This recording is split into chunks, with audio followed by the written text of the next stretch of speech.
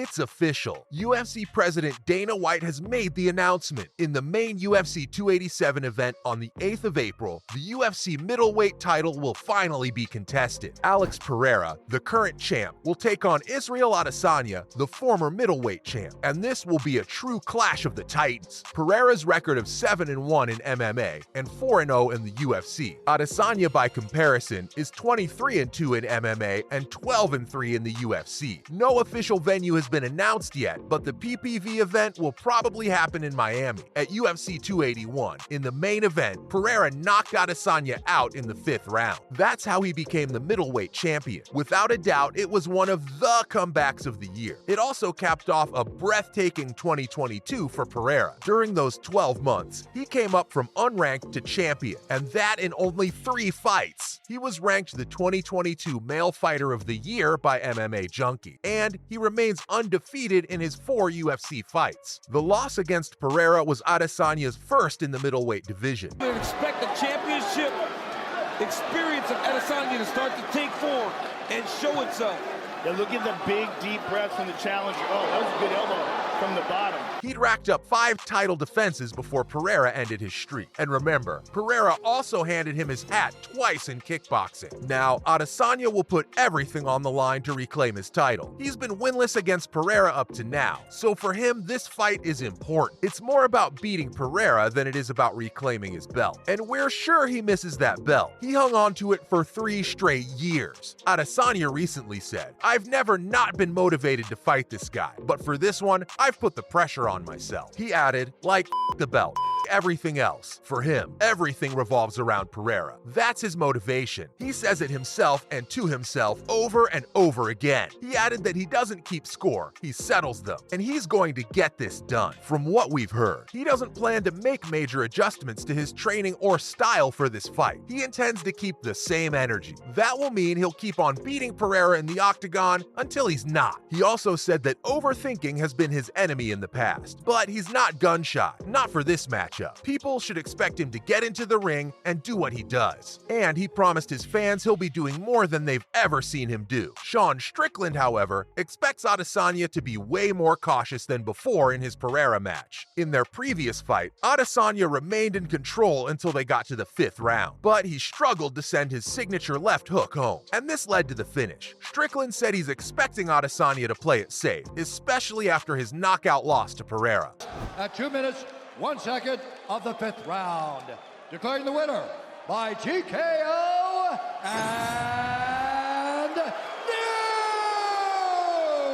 new UFC Undisputed. Adesanya, according to Strickland, will be working a cautious strategy in order to avenge that loss. He also said that he'd expected Adesanya to win the previous fight against Pereira. He anticipated Adesanya to dance around and outpoint Pereira, but Strickland admitted, when you're up against a fighter with an 80-inch plus reach, this is hard, especially if you're trying to kickbox. Speaking to it, all the clinch and the grab. Oh, my goodness!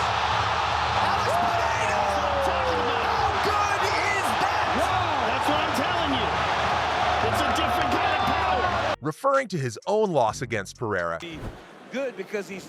Oh! That's what I'm talking about.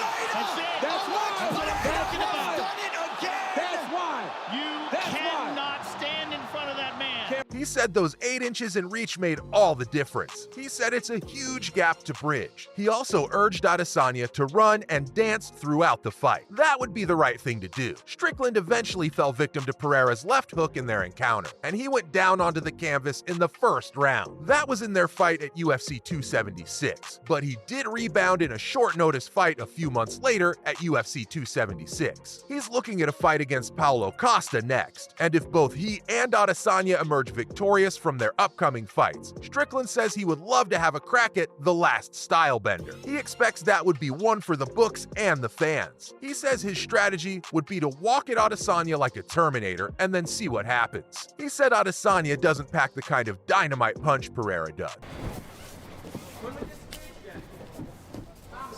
Stands, blocks another kick, over Whoa. and out.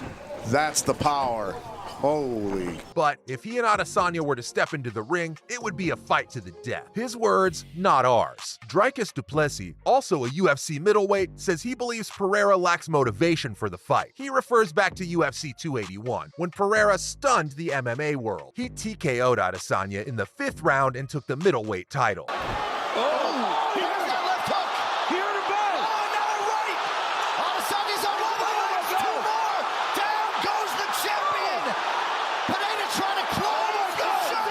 That'll do it. Bear in mind, says du Plessis, that Pereira was way down on the scorecards when heading into the final round, and that's when his pressure and powerful striking started to pay off. He cornered Israel Adesanya against the fence. He pounded him with powerful shots, then repeated over and over again, and snatched a TKO victory. Du Plessis refers to the record again, saying Poaton's win means he leads the head-to-head against Adesanya. The record is a resounding 3-0. This, he says, is in itself a demotivating force. Pereira has beaten Adesanya too many times before. He places Adesanya a couple of notches above Pereira for pure motivation for this bout. Pereira, du Plessis believes, is looking back at his previous victories and seeing this fight as no more than a formality. But it's an entirely different kettle of fish for Adesanya. This fight, says du Plessis, means more to him than any other time he stepped into a ring or octagon. And for that fact alone, he sees the fight go to Adesanya. But remember, Adesanya has also alluded to retiring from UFC, and this may play a role too. He's been fighting in the UFC since 2018. Right now, the Kiwi has a record in the organization of 12-2. His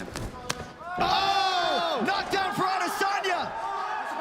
Costa trying to recover. That is it. first loss in the UFC was at middleweight. Of course, it was last year when he faced Pereira. He was in the crowd at UFC 284. This event was headlined by Islam Makhachev and Alexander Volkanovski. As soon as the fight was over, the media cornered Adesanya and asked him a couple of pointed questions about his future in the sport. He surprised most fans by saying that he already has one eye on his retirement. Israel Adesanya explained that he doesn't expect to compete in the UFC after the next 5 years. He's already been in the UFC for half a decade, and another 5 will make it a round number. After that, he said he can't see himself doing it anymore. I love this and I'm great at it, but I never attach myself to this, he said. He wants to leave on his own terms. And for Israel Adesanya, that means retiring at the top. He did, however, add that 5 years simply fly by. It's like yesterday when he stepped up in a UFC contest for the first time. Not closing any doors, he said he'll see. Maybe he'd stay longer, but 5 years is what he reckons. So it sounds like those words about retirement could actually be a motivating instead of demotivating factor for Adesanya. Like all pro sports people, he wants to retire on his own terms. And also like all sports people, that means retiring while he's at the top of his game. For that to happen, a win over Alex Pereira has to be near the top of his UFC bucket list. We're out here, folks. Catch you in the next video.